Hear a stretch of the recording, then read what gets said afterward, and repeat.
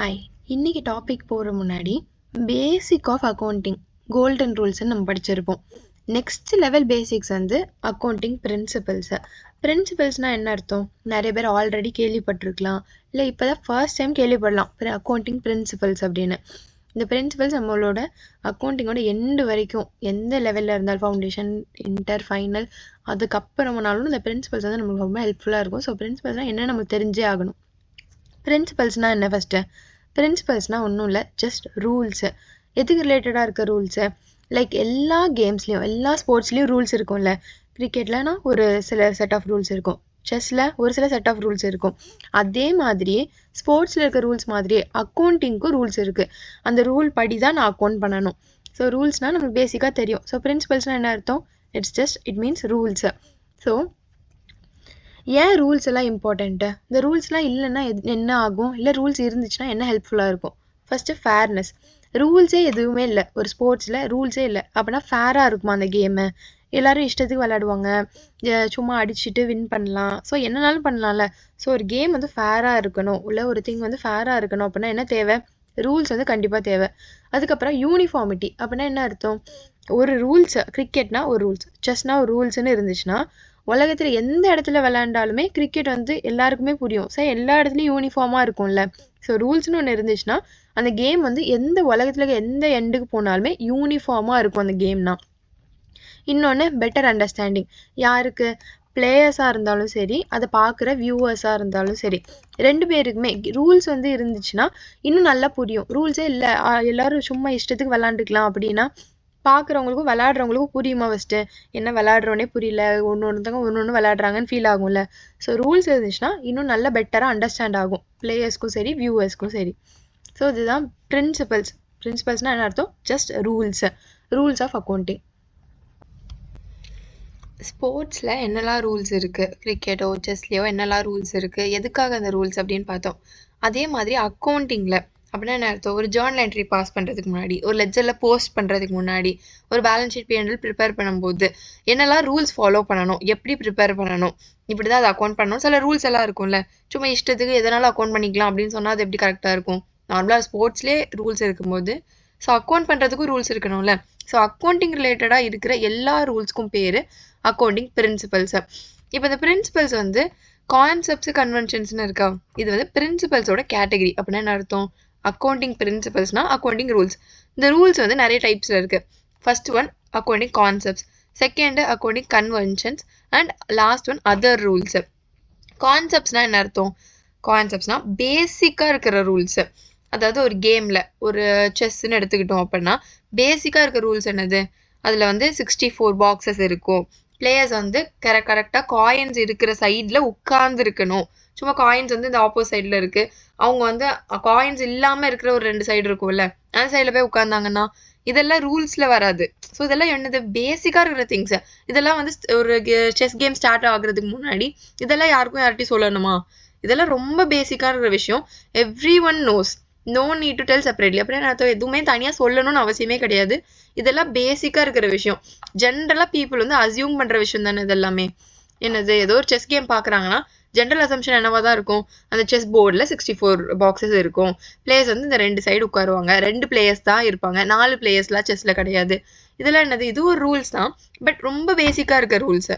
அடுத்து கன்வென்ஷன்ஸ் அப்படின்னா என்ன அர்த்தம்?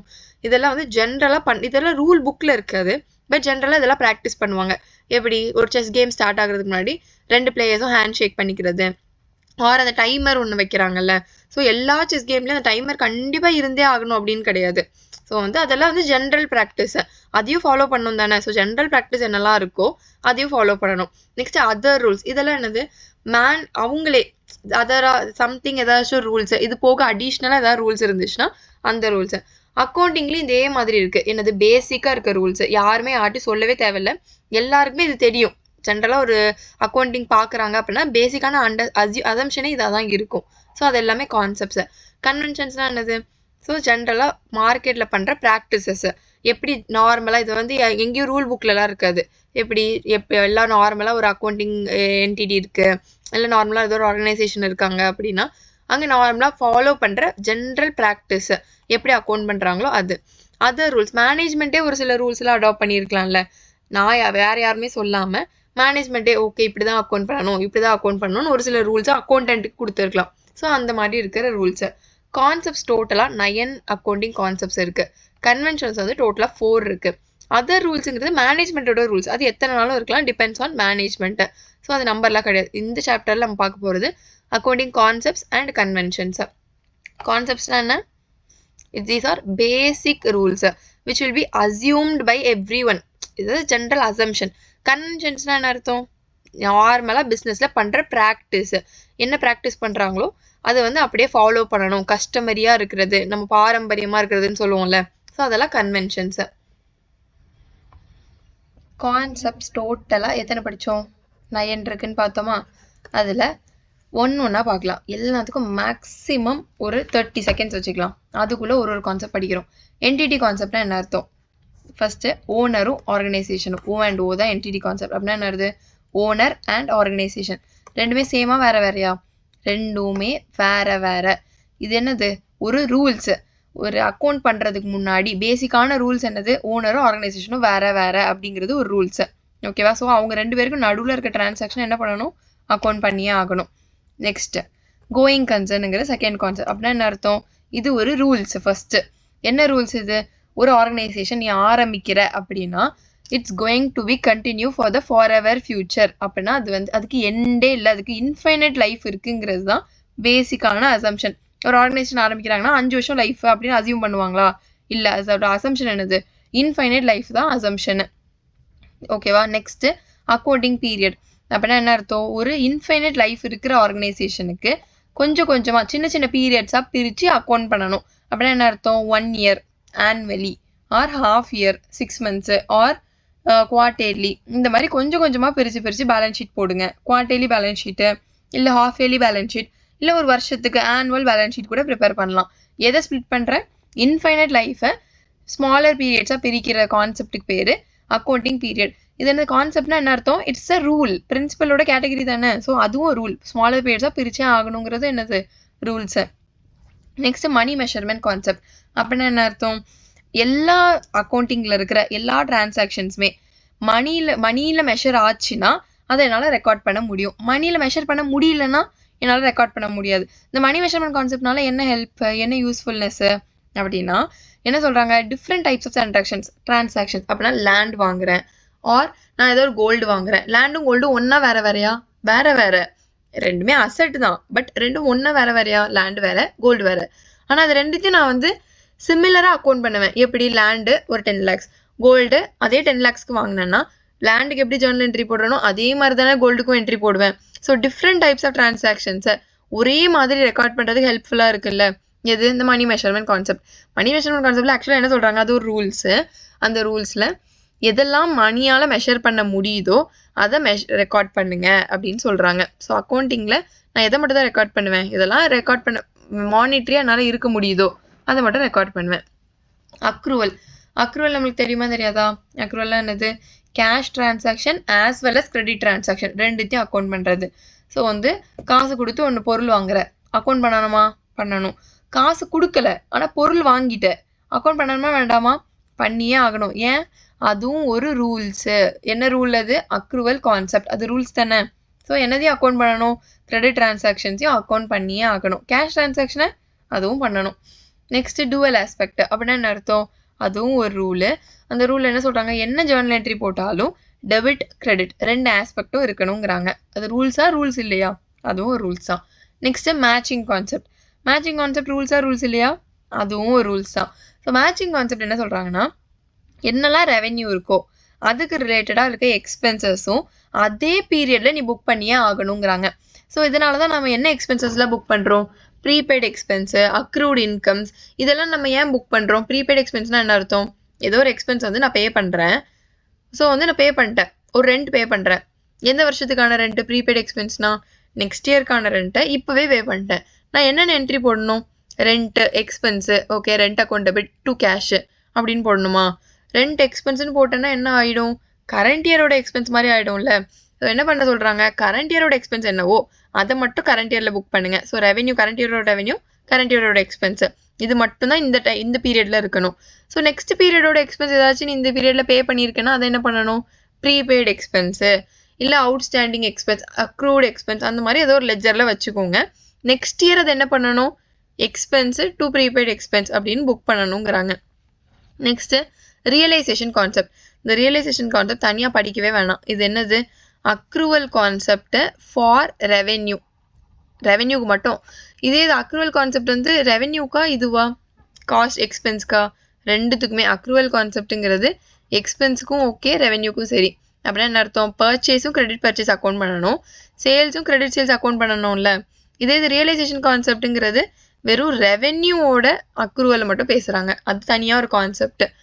ஓகேவா. Next cost concept. காஸ்ட் கான்செப்ட்னு என்ன அர்த்தம், ஏதோ ஒரு அசெட்லாம் நீ வாங்குற அப்படின்னா அது என்ன பண்ணணும், அதோட WDV காஸ்ட்டில் தான் வச்சுருக்கணும் அப்படிங்கிறாங்க. இன்றைக்கி ஒரு அசெட் வாங்குற 10 lakhs, 1 year கழிச்சு டெப்ரிசியேஷன்லாம் மைனஸ் பண்ணி 9 lakhsன்னு வச்சுருக்கணுமா, இல்லை 1 year கழிச்சு அதோட மார்க்கெட் ப்ரைஸ் வந்து 4 lakhs ஆகிடுச்சு, இதுக்கு குறைக்கணுமா, எல்லாத்தையுமே காஸ்ட்டில் தான் வச்சுருங்க. இது என்னது 9 lakhsங்கிறது காஸ்ட் தானே.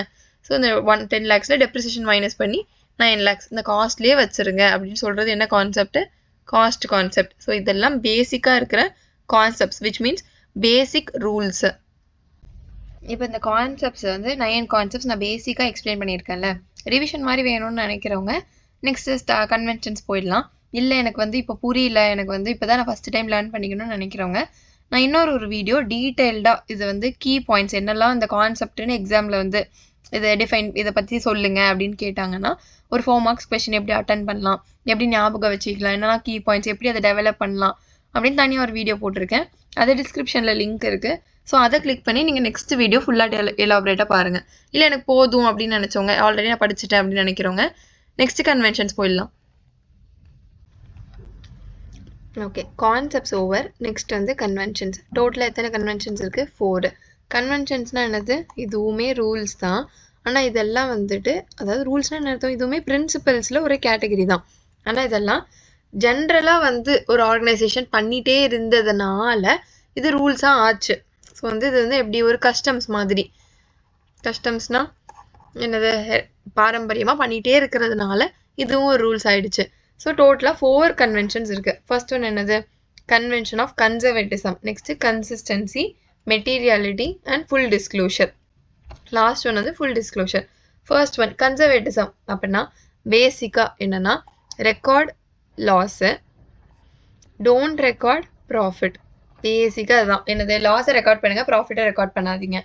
இப்படி என்னது இதுக்கு தப்பாக இருக்கே, ப்ராஃபிட்டோ லாஸோ அக்கௌண்ட் பண்ணணும், அதுதானே. என்ன சொல்கிறாங்க, பாசிபிள் லாஸ் பாசிபிள் கெயின்னு வேர்டு யூஸ் பண்ணுறாங்க. அப்படின்னா என்ன அர்த்தம், லாஸ் வந்துருமோ, பாசிபிலிட்டி இருக்குது, ஒரு ப்ராபபிலிட்டி, லாஸ் வந்துருமோன்னு நினைக்கிறேன், ரெக்கார்ட் பண்ணணுமா, கண்டிப்பாக ரெக்கார்ட் பண்ணியே ஆகணுங்கிறாங்க. கெயின் வந்துருமோன்னு நினைக்கிறேன், எனக்கு வந்து ஃப்யூச்சரில் கெயின் வரலாம் அப்படின்னு நினைக்கிறேன்னா ரெக்கார்ட் பண்ணணுமா, பண்ணக்கூடாது. ஆனால் லாஸ் வந்துருமோன்னு நினச்சேன்னா ரெக்கார்ட் பண்ணணும். கன்சர்வேட்டிசம்ங்கிறது இந்த நேமே எப்படி இருந்துச்சு, கன்சர்வேட்டிவ் பீப்புள் அப்படின்னு கேள்விப்பட்டிருக்கோமா. அப்படின்னா என்ன அர்த்தம், ரொம்ப பழங்காலத்து மக்கள், அதாவது ரொம்ப வந்து எப்படி சொல்ல, ஸ்ட்ரிக்டாக இருக்கிறவங்க, ரொம்ப பார்த்து வாழ்கிறவங்க. ஸோ அவங்க என்ன பண்ணுவாங்க, எல்லாத்துக்குமே பயப்படுவாங்க. நாளைக்கு வந்து நம்மள்ட்ட காசு இல்லாமல் போயிடுச்சுன்னா அப்போ இன்றைக்கே சேர்த்து வைக்கணும் அப்படின்னு ரொம்ப கன்சர்வேட்டிவாக இருக்கிறவங்க இவங்கெல்லாம். ஸோ கன்சர்வேட்டிசமும் என்னது தான், ஃப்யூச்சரில் லாஸ் வருமோன்னு நினச்சேன்னா இன்றைக்கே லாஸை புக் பண்ணிவிடு, ஃப்யூச்சரில் ப்ராஃபிட் வருமோன்னு நினச்சேன்னா இப்போ புக் பண்ணாத, இப்போயே புக் பண்ணிட்டா நீ என்ன பண்ணுவேன், சந்தோஷமாகிடுவேன். கன்சர்வேட்டிவ் மக்கள் எப்போவுமே சந்தோஷமே பண்ண மாட்டாங்க. நம்ம என்ன பண்ணணும், ஃப்யூச்சரில் கெயின் வரணும்னு நினச்சேன்னா என்னைக்கு கண்டிப்பாக கெயின் வந்துடுச்சோ அன்னைக்கு சந்தோஷப்பட்டுக்கோ, இன்றைக்கே ரெக்கார்ட் பண்ணி சந்தோஷப்படாத. பட் ஃப்யூச்சரில் லாஸ் வரப்போகுதுன்னா சரி ஃப்யூச்சரில் சோகமாக இருந்துக்கிறேன் அப்படின்னு இருப்பாங்களா, இல்லை. இன்னிலேருந்தே அதை புக் பண்ணி வச்சுட்டு இன்னிலேருந்தே சோகமாக இருக்கிறது தான் யார், கன்சர்வேட்டிவ் பீப்புள். அதே மாதிரி தான் கன்சர்வேட்டிசம். ஸோ கன்சர்வேட்டிசம் என்ன அசியூம் பண்ணுது, அன்சர்டன் ஃப்யூச்சர் இருக்குன்னு அசியூம் பண்ணுது. ஃப்யூச்சர் சர்டனாக இருக்குன்னு நினைப்பாங்களா, கன்சர்வேட்டிவாக இருக்கவங்க அன்சர்டன் நினைப்பாங்களா. ஸோ ஃப்யூச்சர்னாலே உறுதியானது கிடையாது, ஸோ சர்டனாக இல்லை. ஸோ என்ன வரும், லாஸஸ் வர்றதுக்கு வாய்ப்பு இருக்குது, ப்ராஃபிட் வர்றதுக்கும் வாய்ப்பு இருக்குது. ஸோ என்ன சொல்கிறாங்க, ப்ரொவைட் ஃபார் பாசிபிள் லாஸ் அப்படின்னா அக்கௌண்ட் ப்ரொவைட் பண்ணுங்க, அப்படின்னா என்ன பண்ணுங்க, அக்கௌண்ட் பண்ணுங்கன்னு அர்த்தம். இதே இது but never for possible future கெயின்ஸ்னா ப்ரொவைட் பண்ணாதீங்க, எதை பாசிபிள் ஃபியூச்சர் கெயின்ஸை ப்ரொவைட் பண்ணாதீங்க. ஸோ இந்த மாதிரி இருக்கிறதுனால இந்த கன்சர்வேட்டிசம் பிரின்சிபல்னால என்ன ஆகும், எப்போவுமே under statement of income or profits. ஏன்னா ப்ராஃபிட்ஸ் எப்போவுமே நான் புக் பண்ண மாட்டேன்ல பாசிபிளாக இருந்துச்சுன்னா. ஸோ என்ன ஆகும், இன்கமோ ப்ராஃபிட்டோ அண்டர் ஸ்டேட் ஆகுங்கிறாங்க. அது கரெக்டா தப்பா? கரெக்ட் தான். ஓகே, பிரச்சனை இல்லை. கன்சர்வேட்டிவ் பிரின்சிபல் ஃபாலோ பண்றதுனால என்னோட இன்கம் ஒரு ப்ராஃபிட் அண்டர் ஸ்டேட் ஆகும். ஓகேவா? நெக்ஸ்ட் கான்செப்ட் வந்து கன்சிஸ்டன்சி. கான்செப்ட் இல்லது கன்வென்ஷன். நெக்ஸ்ட் கன்வென்ஷன் அப்படின்னா என்ன அர்த்தம்? காலகாலமாக மக்கள் என்ன பண்ணிட்டு இருக்காங்க அப்படின்னா, ஒரு ரூல்ஸை அடாப்ட் பண்ணாங்க. ஃபர்ஸ்ட் ஒரு ரூல்ஸ் ஃபாலோ பண்ணாங்கன்னா அதை தான் ஃபாரெவர் ஃபாலோ பண்ண போகிறாங்க. கன்சிஸ்டண்ட்டாக ஃபாலோ பண்ணுவாங்கன்னு அர்த்தம். அப்படின்னா என்ன அர்த்தம்? இன்னைக்கு ஏதோ ஒரு டெப்ரிசியேஷன் ஒரு கால்குலேட் பண்ணுறேன், SLM method. Next year WDV method follow பண்ணுவேனா? இல்லை. கன்சிஸ்டன்சினா என்ன அர்த்தம்? எந்த ரூல்ஸாக இருந்தாலும் கன்சிஸ்டண்ட்டாக வருஷம் அதே தான் நான் ஃபாலோ பண்ண போகிறேங்கிறது கன்சிஸ்டன்சி. இது வந்து இது ஒரு ரூல்ஸ், கன்சிஸ்டண்ட்டாக ஃபாலோ பண்ணுங்க அப்படின்னு சொல்கிறாங்க. ஓகேவா? ஸோ இந்த யூனிஃபார்மிட்டி அண்ட் கன்சிஸ்டன்சி எதுக்கு ஹெல்ப் பண்ணும்? ப்ராஃபிட் அண்ட் லாஸ் கேல்குலேட் பண்ணுறதுக்கும் கம்பேர் பண்ணுறதுக்கும். என்ன அர்த்தம்? லாஸ்ட் இயரும் கரண்ட் இயரையும் நான் கம்பேர் பண்ணணும்னா லாஸ்ட் இயர் அக்கௌண்ட் பண்ணதும் கரண்ட் இயர் அக்கௌண்ட் பண்ண விதமும் சேமாக இருக்கணும்ல. அப்போ தானே என்னால் கம்பேர் பண்ண முடியும். So profit and loss calculate பண்ணணும்னாலும் கன்சிஸ்டண்ட்டாக இருக்கணும். கம்பேர் பண்ணணும் பெர்ஃபார்மன்ஸை அப்படின்னாலும் என்ன பண்ணணும்? கன்சிஸ்டண்ட்டாக ஃபாலோ பண்ணியிருக்கணும். என்னது? ரூல்ஸை. எல்லா ரூல்ஸையுமே கன்சிஸ்டண்ட்டாக ஃபாலோ பண்ணணும். இன்கன்சிஸ்டண்ட்டாக இருக்குது அப்படின்னா என்ன அர்த்தம்? லெஸ் ரிலையபிள் அப்படின்னா என்ன அர்த்தம்? நம்ப முடியாதது. ஒரு மாறிட்டே இருக்கிற ஒரு விஷயம். ஒருத்தவங்க இன்னைக்கு ஒரு மாதிரி இருக்காங்க, நாளைக்கு ஒரு மாதிரி இருக்காங்க. அவங்கள நம்ப முடியுமா நம்மளால? நம்ப முடியாது. ஸோ இன்கன்சிஸ்டண்ட்டாக இருக்கிற ஒரு கம்பெனி அன்ரிலையபிள்னு சொல்கிறாங்க. இது கன்சிஸ்டண்ட்டாக இருக்க கம்பெனி ட்ரூத்ஃபுல்லாக இருக்கும், அக்யூரேட்டாக இருக்கும், கம்ப்ளீட்டாக இருக்குங்கிறாங்க. ஓகேவா? Next materiality. மெட்டீரியாலிட்டினா என்ன அர்த்தம்னா ஹையராக இருக்கிற அமௌண்ட்ஸு, இல்லை வேல்யூபிளாக இருக்கிற அமௌண்ட்ஸ் ஆர் இம்பார்ட்டண்ட்டாக இருக்கிற amounts. Higher value are important amounts, அதான் மெட்டீரியல்னு அர்த்தம். மெட்டீரியல்னா பொருட்கள், அது கிடையாது. மெட்டீரியல் அர்த்தம் இம்பார்ட்டண்ட். ஸோ என்ன சொல்கிறாங்க? எதெல்லாம் மெட்டீரியலாக இருக்கிற ஃபேக்ட்ஸ் இருக்கோ அதெல்லாம் ரெக்கார்ட் பண்ணுங்க. இன்சிக்னிஃபிகண்ட் அப்படின்னா இம்மெட்டீரியல், முக்கியம் இல்லாத இருக்கிற விஷயத்த எலிமினேட் பண்ணிடுங்க. ரெக்கார்ட் பண்ணணும்னு அவசியம் இல்லை அப்படிங்கிறாங்க. நெக்ஸ்ட் வந்து ஃபஸ்ட்டு ஒரு ஆர்கனைசேஷனுக்கு இப்போ முகேஷ் அம்பானிக்கு வந்து ஒரு 10,000 ருபீஸுங்கிறது மெட்டீரியலான அமௌண்ட்டா? இருக்காது. ஆனால் நம்மளுக்கு நம்ம இப்போ தான் ஒரு ஆர்கனைசேஷன் ஸ்டார்ட் பண்ணுறோம். என்னோட கேபிட்டலே 15,000, எனக்கு 10,000 மெட்டீரியலா? கண்டிப்பாக material. So material for one organisation can be immaterial for other organisation. அப்படி தானே? இதே இது போன வருஷம் நான் டேர்ன் ஓவர் எனக்கு இன்கம் வந்து ஒரு 10,000 ருபீஸ். அப்போ எனக்கு மெட்டீரியலான அமௌண்ட் வந்து 5,000 இருக்கலாம். இப்போ எனக்கு டேர்ன் ஓவர் வந்து 10 crore. இப்போ எனக்கு மெட்டீரியலான அமௌண்ட் 5,000 சொல்ல முடியுமா? ஸோ என்னோட கம்பெனிலே ஒரு அக்கௌண்டிங் பீரியடுக்கு மெட்டீரியலாக இருக்கலாம், இன்னொரு அக்கௌண்டிங் பீரியடுக்கு இம்மெட்டீரியலாக கூட இருக்கலாங்கிறாங்க. நெக்ஸ்ட் ஃபுல் டிஸ்க்ளோஷர் அப்படின்னா என்ன அர்த்தம்? என்னெல்லாம் மெட்டீரியல் இன்ஃபர்மேஷன்ஸ் இருக்கோ அது எல்லாத்தையும் டிஸ்க்ளோஸ் பண்ணணுங்கிறாங்க. டிஸ்க்ளோஸ் பண்ணுறதுனா என்ன அர்த்தம்?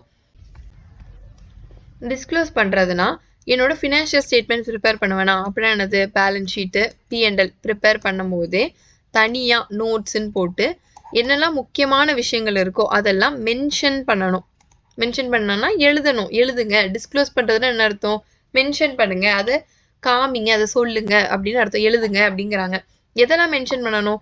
எல்லா மெட்டீரியல் இன்ஃபர்மேஷன்ஸையும் மென்ஷன் பண்ணுங்கிறாங்க. ஃபேவரபுளாக இருக்கிற இன்ஃபர்மேஷன்ஸோ அன்ஃபேவரபிள் அப்படின்னா என்ன அர்த்தம்? எனக்கு வந்து ஒரு 1,000 crores ப்ராஃபிட் வந்திருக்கு அப்படின்னா என்ன அர்த்தம்? 1,000 crores ஃபர்ஸ்ட் ஒரு மெட்டீரியலான இன்ஃபர்மேஷன். அது ஃபேவரபிள் இன்ஃபர்மேஷனா அன்ஃபேவரபிளா? அப்படின்னா நல்ல இன்ஃபர்மேஷன், அதை டிஸ்க்ளோஸ் பண்ணுவேன். அன்ஃபேவரபிளா எனக்கு வந்து 1,000 crores லாஸ் வந்திருக்கு, அது மெட்டீரியலா இல்லையா? மெட்டீரியல் தான், பட் அன்ஃபேவரபிள், அதை டிஸ்க்ளோஸ் பண்ண மாட்டேன் அப்படின்னு கிடையாது.